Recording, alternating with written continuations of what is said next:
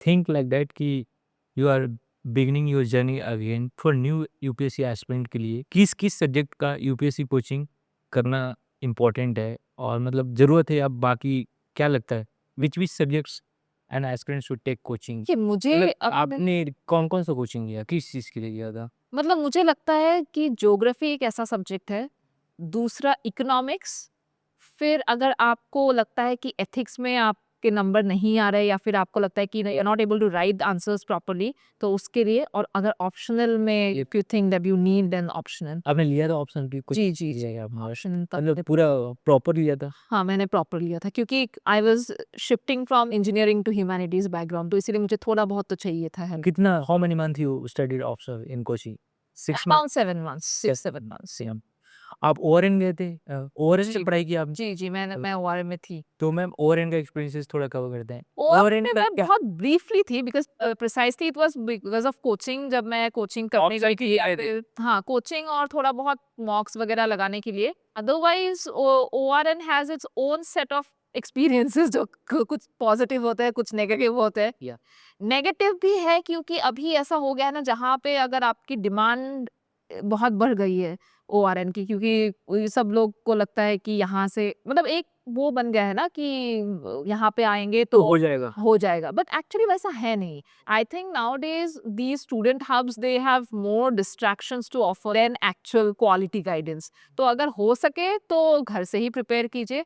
अगर आपको लगता है कि आपको आने की ज़रूरत है, then do whatever you are supposed to do and get back to studies। Distractions पे ज़्यादा इंडल्ज नहीं करना है। ओके लीजिए मैम आपने 4 अटेम्प्ट दिए यूपीएससी जी जी और उसको रियलाइजेशन के बाद आपको लगा कि रिसोर्सेज को मल्टीप्लाई नहीं करना लिमिटेड रिसोर्सेज करके रिवीजन करके यूपीएससी क्लियर किया जा सकता है आपको कितना बिलीफ है इस स्टेटमेंट पे तो वो एक जो रील थी वो बहुत वायरल हो गई थी मेरी, और वहां पे बहुत सारे लोगों ने गाली भी दिया था मुझे कि कम पढ़ के कैसे, कम पढ़ के कैसे। सो कमेंट्स में मेंटल हेल्थ भी खराब हो गया था फिर।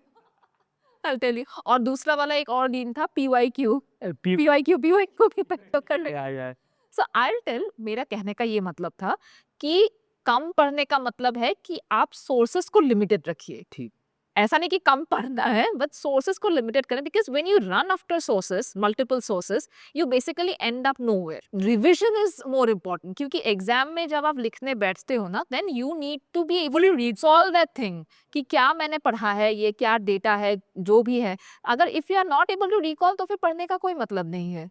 तो मैम प्रिपरेशन में कितना टाइम जैसे अगर एक एस्पिरेंट 10 घंटे पढ़ रहा है या 8 घंटे पढ़ रहा है तो कितना टाइम रिवीजन को देना चाहिए If you are studying for 8 hours, या I would suggest minimum 2 give for it। Daily daily और डेली बेसिस या फिर आप वीकली भी कर सकते हैं। Weekly basis let's suppose you have studied from Monday to Friday, Saturday Sunday आपने रिवीजन की। रिवीजन डे रहेगा ओके जरूरी है क्योंकि आप भूलते जाओगे नहीं तो। आगे यही तो होता है यूपीएससी में, यहाँ से आप पढ़ के जाते हो, यहाँ से आप भूलते जाते हो।